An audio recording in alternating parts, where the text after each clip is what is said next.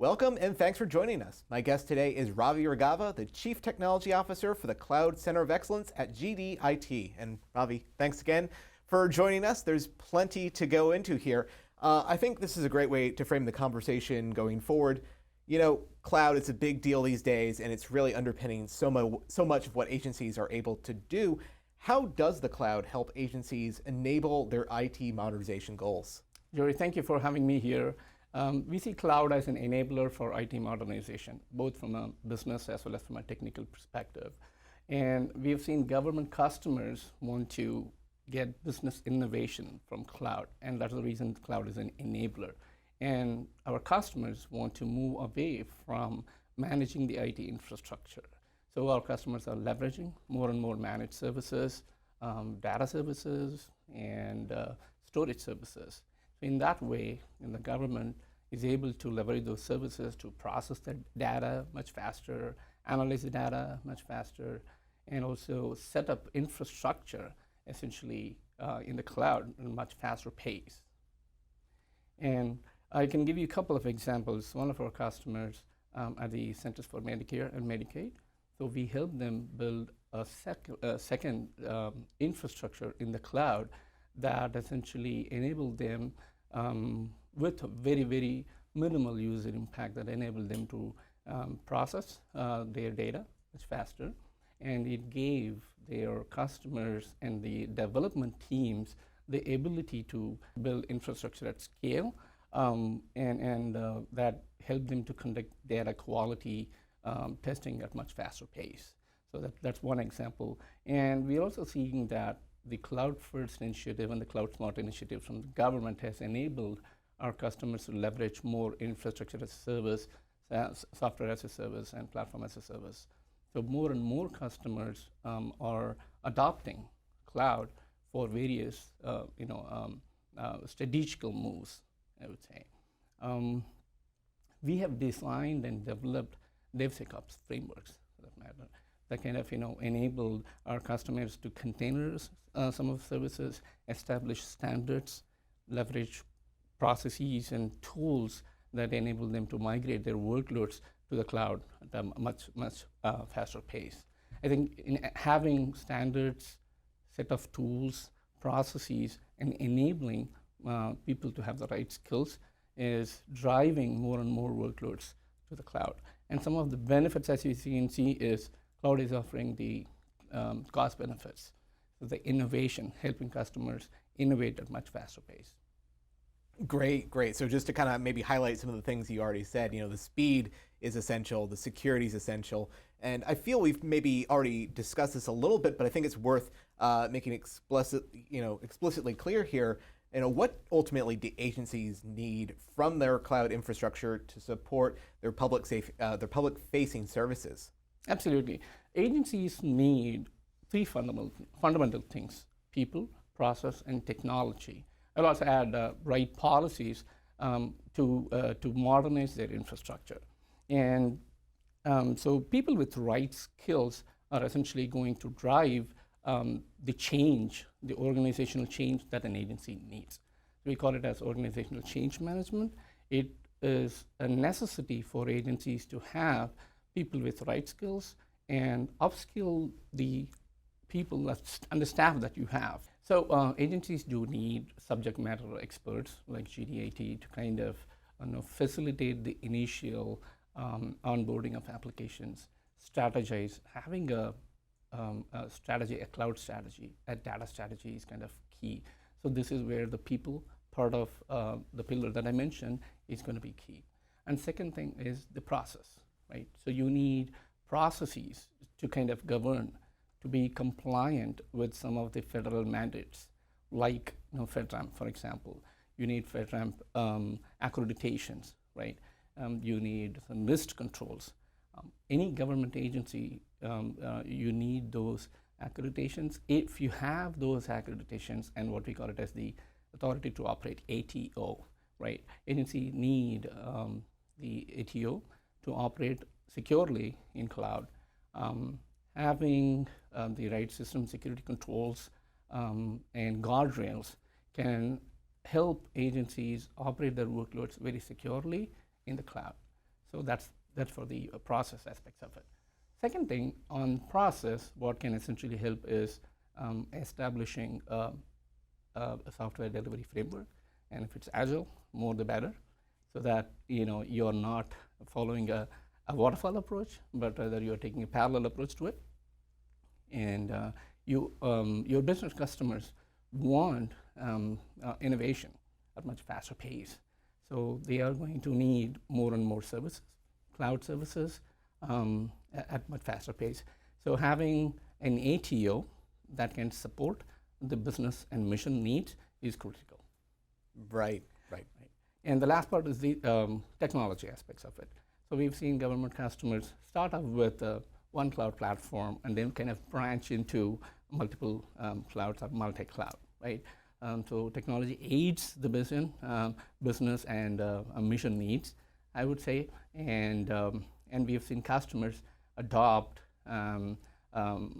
various cloud services like software as a service, as I said, and we have seen customers move email exchange servers to the cloud by adopting Microsoft 365 services, and we have seen customers leverage Amazon Web Services, Azure, or the Google Cloud for their infrastructure needs to host their workloads.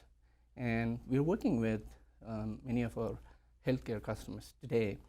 For example, at National Library of Medicine, an NIH agency, we are working with the government to assess their workloads, to create a portfolio and a roadmap for applications to be migrated to the cloud. And we have designed and developed a mechanism to support blue-green type of a deployment, wherein without any impact to the end users, you are able to stand up an application stack, a second infrastructure, wherein they can seamlessly migrate their workloads to the cloud. Yeah, well, I mean, one thing that I'm picking up from all that is certainly, this whole IT modernization push. It's going to be a different learning curve for different agencies, but it's all happening across the entire federal government. I think one thing that's really critical about that is that agencies can pick up on those lessons learned, on those best practices across agencies, but recognizing that's not always as easy as can be said. To that point, how can the government better address the barriers and the silos that prevent that kind of cross-agency collaboration that we love to see? Absolutely. So our government customers want collaboration, right? But they need to do so in compliance with all the federal mandates and regulatory requirements. So in that context, you need to have common set of tools, standards, and frameworks to kind of facilitate that, right? And FedRAMP-based clouds kind of help eliminate some of the barriers that you kind of mentioned. For example, establishing collaboration between two agencies. If the agencies are on standard platform, and for example, FedRAMP accredited clouds, it becomes much easier for them to collaborate, do data exchange. And one of our experiences helping two financial agencies, we were able to facilitate the data exchange between the two customers very seamlessly because they were on same cloud platforms and they were following standards. So it became much easier. So we were able to facilitate it. It was a seamless and very smooth transaction when it came to it, seamless integration. And from a public-facing perspective, some of the best practices that we can talk about is to leverage something like Trusted Internet Connection, TIC. That's a great way to have a secure connection. Combine that with a zero trust security model. In that way, like you're basing your foundation of the trust factors, right? So trust factors are kind of key. So having a model, a zero trust model, kind of facilitates the collaboration from a technology perspective. From a people perspective, agency, when they move to the cloud, there are several lessons learned. Every agency kind of takes a lot of lessons from their integration and implementation. Those are really very valuable, and that is something that they can share with other customers. That kind of facilitates or produces a lot of advantages and benefits to the other customers that are just getting onto the cloud bandwagon. Great, great to hear that. And of course, one of the other necessary components of IT modernization is not just standing up what's new and exciting and what works, but retiring the things that are a little long in the tooth in terms of technology, things that ultimately can be retired to enable everything we've been talking about, faster data, a better speed of delivering services. And so, I think that's a really, kind of a stuck gear that a lot of agencies find themselves on. What are some of the challenges that agencies face when they try to get to retire these legacy IT systems? And on the flip side of things, what are the benefits that they gain when they finally get around to retiring those legacy IT systems? That is a great question, Jory. So as agencies are modernizing and retiring legacy IT systems, they are faced with multifaceted challenges. It's not just a technical solution. There is so much of legacy knowledge, institutional knowledge within the agencies when it comes to managing legacy systems. For example, COBOL-based systems or like mainframe-based systems, we have seen where the staff have so much of institutional knowledge. So it requires the agency to have a strategy to organically change to modernize. So this is where organizational change management is key, and having an OCM strategy for the agency is must. So you need to have a plan to upskill your staff, bring in appropriate subject matter expertise, from outside, like for example from systems integrators like GDIT, so to help you have a plan, have a strategy for OCM, and educate your customers about what you are offering, right? Your services in cloud, the data services, storage services, infrastructure services, that kind of enables your customers to think cloud first.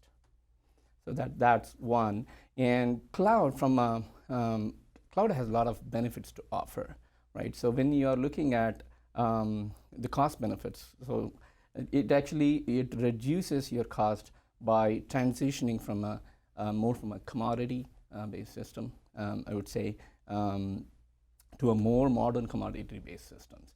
So you are moving from a CapEx model to an OpEx model. So there are like significant savings that you can get from the cloud. We have helped customers at our health agencies, for example, at CMS, when they transitioned to the cloud, they were able to reap over $1 million in annual savings just by transitioning to the cloud and reducing digital debt that you talked about, right? So I think reducing digital debt should help you to modernize and allow future enhancements.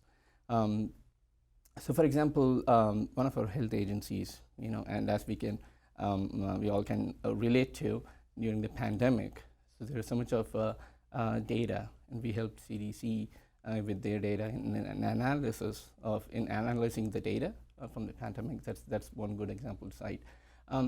This is where we see cloud as an enabler, where you are able to multi-process, or conduct activities in a multi-threaded way, as against conducting it in a very serial fashion.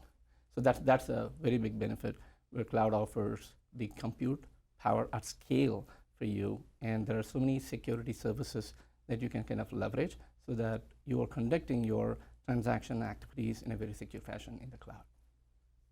Yeah, and getting back to your first point there, I think you're hard pressed to find new graduates who are well versed in COBOL. So you gotta manage those people where they are and make sure that they can help with that legacy retirement. You had mentioned it a little bit earlier, but I think it's worth drilling down a little bit more. There's no one way to go to the cloud, and I think agencies are, in a lot of instances, looking at a multi-cloud solution. What advantages do agencies gain by adopting a multi-cloud or a hybrid cloud environment? Absolutely. Great question. So agencies have a choice to make. So agencies can opt for secure, cost-effective, and agnostic solutions. What we have seen, customers start off with single cloud, and which is actually not a bad thing to do, because that gives you time to kind of standardize on processes tools that you can essentially leverage. One thing that I would also recommend is agencies to have a vision where you can tie any of your business and mission needs and consider those early in the game.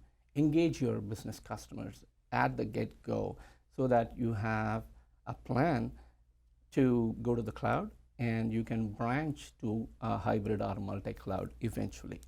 So customers can gain with a what customers can gain from a multi-cloud is essentially you are kind of avoiding vendor lock-in, so to speak, and you are not putting all eggs in one basket. So that's one. And from an agnostic perspective, you can have solutions that work on multiple clouds. That brings in the required resiliency, redundancy that you need, and you can have an ecosystem that's highly available and that's not necessarily dependent on one cloud. And this is an area where GD IT kind of shines, where we have helped customers adopt multi-cloud as kind of a de facto. And we see this as a trend. Multi-cloud is here to stay, and multi-cloud is the new norm.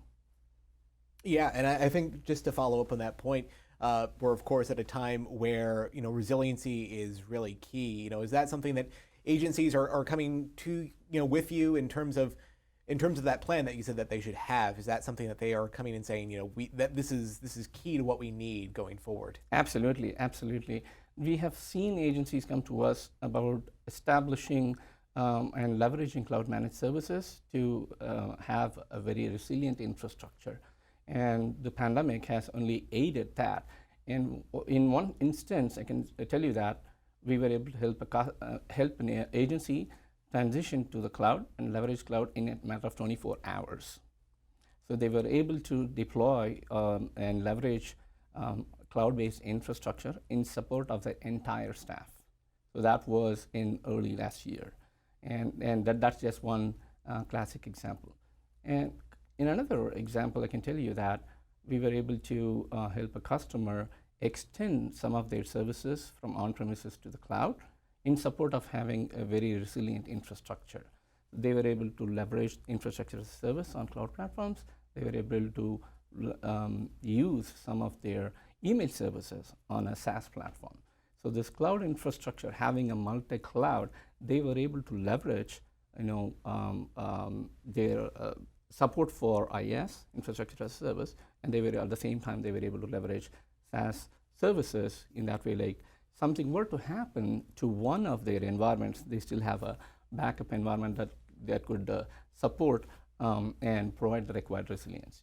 That's great to hear. And, of course, a through line in all of this has been just how quickly agencies have been able to, turn on a dime in some pretty unique circumstances. Resiliency, again, I think has been a real key for this year and the past year. Looking ahead in the short-term future, do you see any other kind of emerging trends that are worth keeping an eye on, over the horizon? I would say that for this year and the next couple of years, cloud enablement, cloud adoption, and accelerated workload migration to the cloud is going to be the mantra.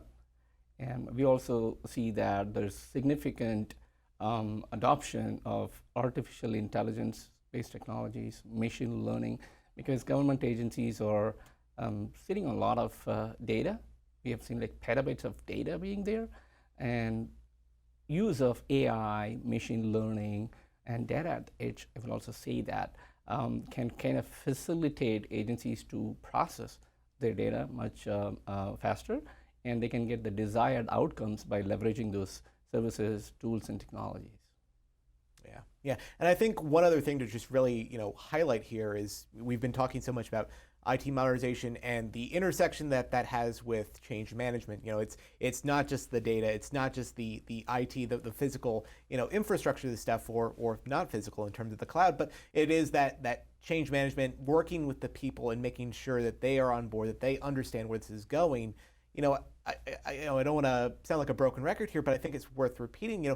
What should agencies communicate to their workforces in terms of navigating that change management? Because that seems like the hardest thing to overcome. There is certainly nervousness when it comes to OCM or skills, right? So there is nervousness on the existing staff and their institutional knowledge going away because an agency has adapted to the cloud. So this is where agency has a very important job to upskill their force. So bringing in a required support mechanism, so to speak, and offer them training, get them skilled, get them certified in the cloud is definitely going to help. So in that way, like, you are educating your staff, and the institutional knowledge and the domain knowledge that they have on their systems, kind of stay with you, and they are able to bring that over to the cloud. That kind of, that's a good strategy for agency to have.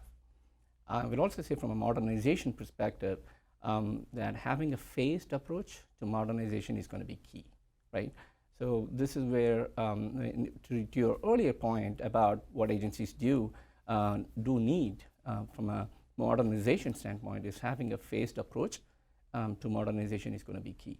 Tie your business needs, mission critical needs, to your cloud enablement, cloud adoption, essentially. Have a plan to rationalize your software and application ecosystem, right? And having a strategic approach to the business needs, some of the security needs, how to go about migrating them to the cloud is essential. And this is where GDIT's move to cloud, a framework which can be tailored to agencies' needs, kind of come in really handy. We have helped several customers, migrate their workloads to the cloud using that framework.